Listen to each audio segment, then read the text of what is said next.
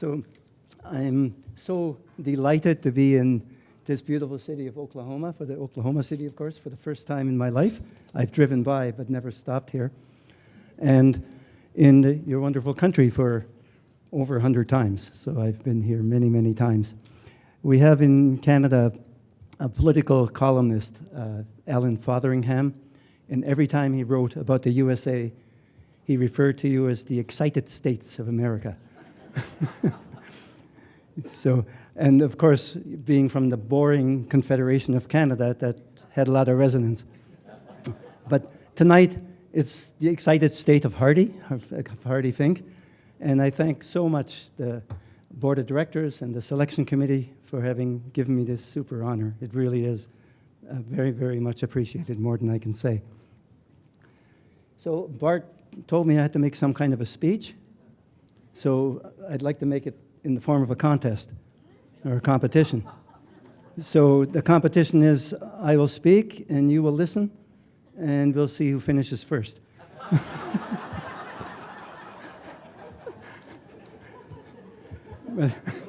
But your problem is I don't have any need to win because I'm already a winner just being here. So I really have had a very fortunate and incredible career in gymnastics. I've been very, very lucky.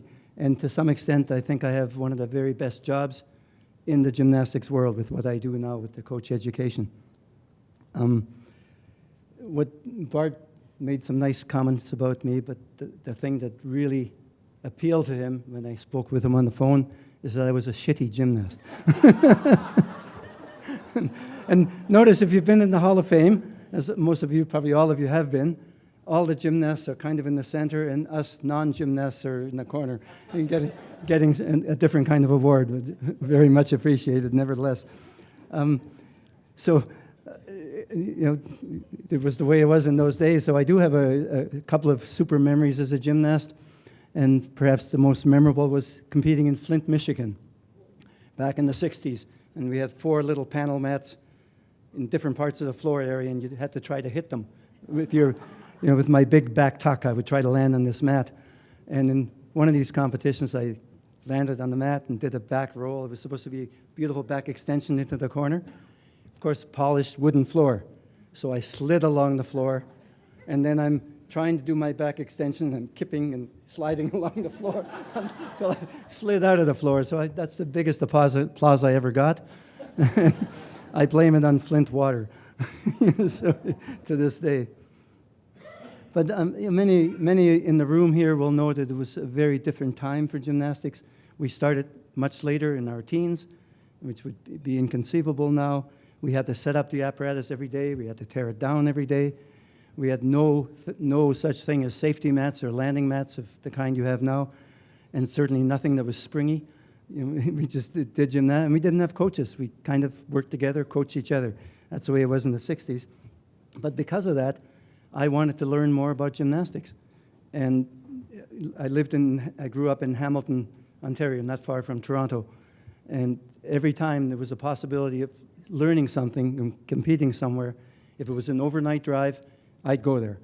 So whether it was Cincinnati or Chicago or Detroit or Pittsburgh or Cleveland or in Canada and Montreal, Toronto, Friday night in my 57 Volkswagen, and overnight drive there. Saturday morning, I'd show up after a pancake breakfast and no sleep, and I'd either compete or try to learn.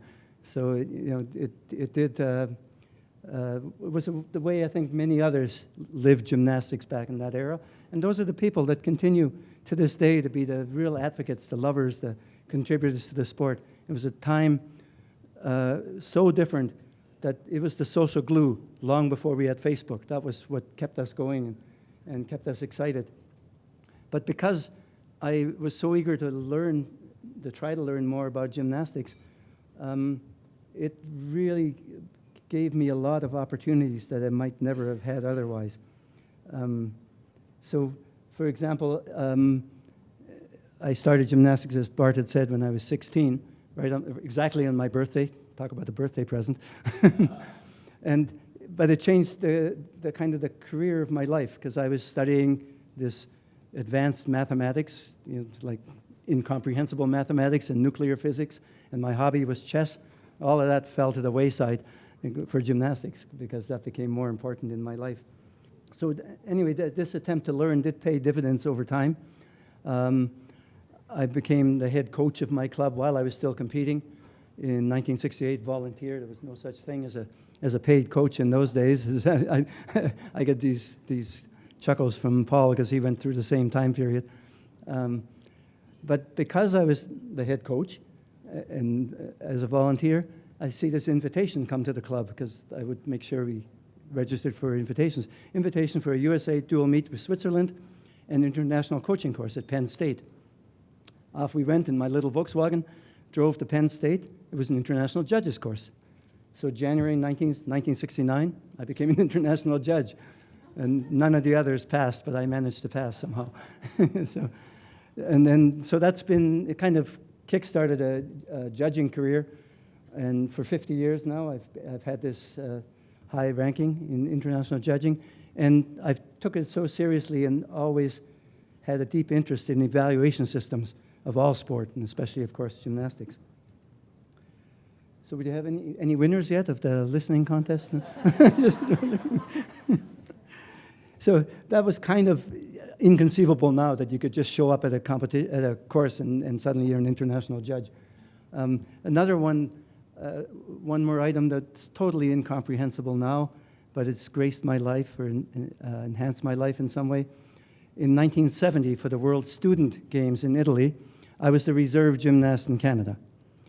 And there was no money, so I was also, because I coached, and the top guy was also the person I coached, I was also the coach and the men's team manager. And then the president of the Canadian university system at that time, the gymnastics system, insisted that the judge must be an international judge from the university system. I was the only one. So I actually went in a quadruple role as reserve gymnast, coach, manager, and judge. And of course, I was supposed to coach, compete if necessary, and if I wasn't needed, I would judge, and that's what I did. So you know, I can't. So I really have been fortunate in many ways because somehow circumstances, opportunities, and the time just seemed to, what would be the right word?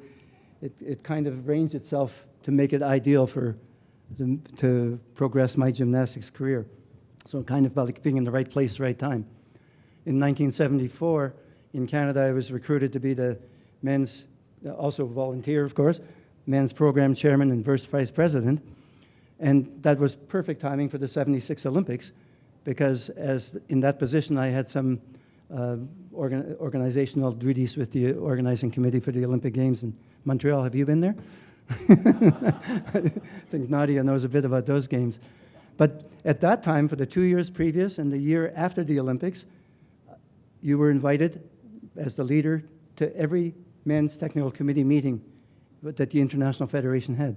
So basically, I was on the technical committee for 3 years, didn't have a vote, but I could speak. It was quite again, one of these things that could not possibly happen now. So let me talk a little bit about what I do now with the Academy program. So in 2004, again, an impossibility in some way or incomprehensibility, at the 2004 FIG Congress, the president in front of the Congress offered me this job, the job that would become the Director of Education and Academy Programs. He offered me this job in front of the whole Congress without warning me. And it's like, really? What do you say? Anyway, so since that time, I've had that job, and still to this day. And what that job is to, or what it became, is to develop a 3-level coach education system for every one of the gymnastic sports: men, women, trampoline, rhythmics, acrobatics, aerobics, gymnastics for all, and now starting this year, also for parkour, which is joint gymnastics. So it's become a huge event, or a huge success, as Bart has mentioned. So those of you that know anything about the International Gymnastics Federation, FIG, you'll know, and I see Mike Jackie, of course, knows it very, very well. It's by its very nature regulatory, punitive to some extent, and an enforcement organization, which it must be. One of the few things it does on the positive side is these sort of programs. because it's there to help, to give, to improve, to share, and to protect gymnasts by educating the coaches and the federations. And we're here in the presence of many of the best gymnasts from their generation, and many of them will have horror stories. You know, and it's the truth. And many of them will probably be willing to say they became good in spite of their coaches, not necessarily because of the coaching. And we've, I think, with this program, trying to put a stop to that or reduce that greatly. And at the same time, of course, we want to prevent all the excesses that happen in the coaching field. So whenever any of our actions or our words or our excesses cause a gymnast to quit gymnastics, then we've tarnished our sport and we've really destroyed the reason for us being here. It has to be all about the gymnast, because that's why we exist. So enough about gymnastics, enough about me. Let me mention just one person that probably certainly deserves this award much more than me. So I met Cynthia Boneschi in 1970, shortly after I returned from Italy. Where's Cynthia? Hiding over in the corner.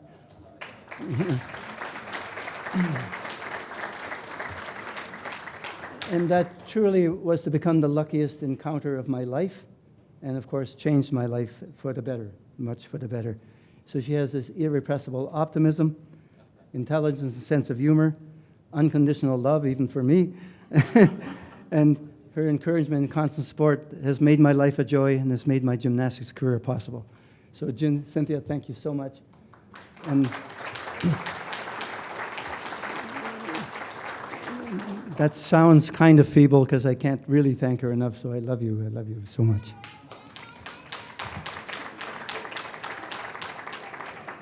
So all the volunteer and professional leadership positions I've had in judging and coaching and education and administrative, they've given me a chance to have an inordinate amount of influence and contribution to the sport, but they've also given me so many superlatives in my life of gymnastics.